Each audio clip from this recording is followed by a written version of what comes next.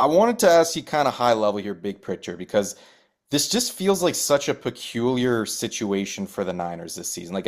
They couldn't retain some of their marquee free agents, Aaron Banks, Travarius Ward, Talanoa Hufanga, Dre Greenlaw, Javon Hargrave, on and on and on. They couldn't retain these guys. So it's kind of like this feeling of almost a retool on the fly for the San Francisco 49ers here. But at the same time, they're like one of the oldest rosters still in the NFL here. So it's like there's this feeling of a retool on one hand, maybe for some people, and then on the other hand, it's like, well, the Niners are still going for it here. So I mean, what my question is, what do you kind of make of this team big picture, and what is the sentiment around this group going into the season?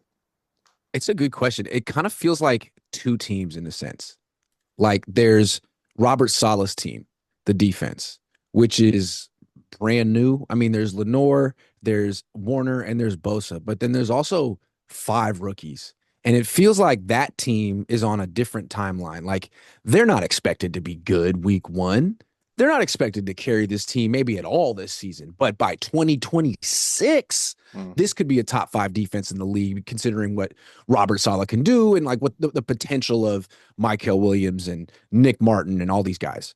I think that's the way, like, they're almost on like a 2 or 3 year plan, the defense. Meanwhile, the offense, this feels like make or break year for the offense. Like, not only does it need to be good, it needs to carry the team. If this team's going to go anywhere, it needs to be because of veterans like Trent and Christian and Juszczyk and Kittle, like all these guys who have been here for so long.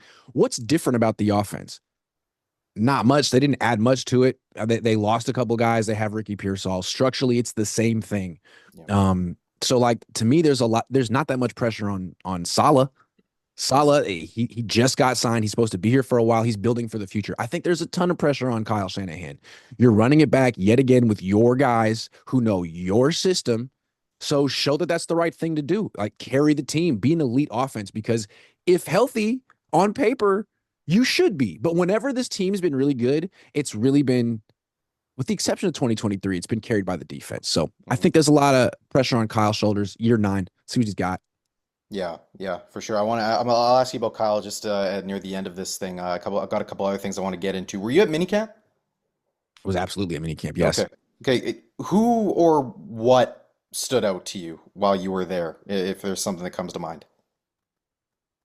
I mean, the fact that Christian McCaffrey was practicing, I mean, not just with the running backs, but also in 11 on 11s, that was huge because he even talked about it. He's like, look, I'm not back to being myself yet, but I just wanted to prove to myself that I could make it through an entire offseason, OTAs, minicamp, every single practice without getting injured. Because Yeah. last year he couldn't do that. He seemed healthy. He had his wedding, came back, practiced for like a week, got hurt. And that was sort of his year. I think he's just trying to get back to the like base level of, if I play football all out for X amount of time, am I going to get hurt? And Yeah. I don't even think he's gone all out yet. People say he looks great. Mhm. I mean, what do we know? We're just looking at guys running around. All I know is last year, the next gen stats said that he never eclipsed more than 17 miles an hour in a game. Whereas the year before, he was routinely getting to 20, 21 Yeah. miles an hour. And for people like us, it's hard to tell the difference. 17 miles an hour is really fast. Try to crank up your treadmill that fast, you're going to fall. But it's not what made Christian McCaffrey Christian McCaffrey.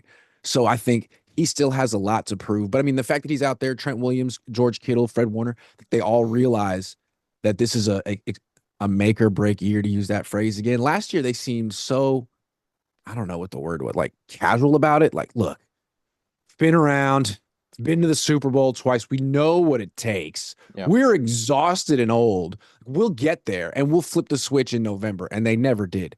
This year, I think they're a little bit more humble about the process. Like, look, we're going to try to replicate all the little things we did to get to the Super Bowl the first time around. We'll see if it works. They're older now.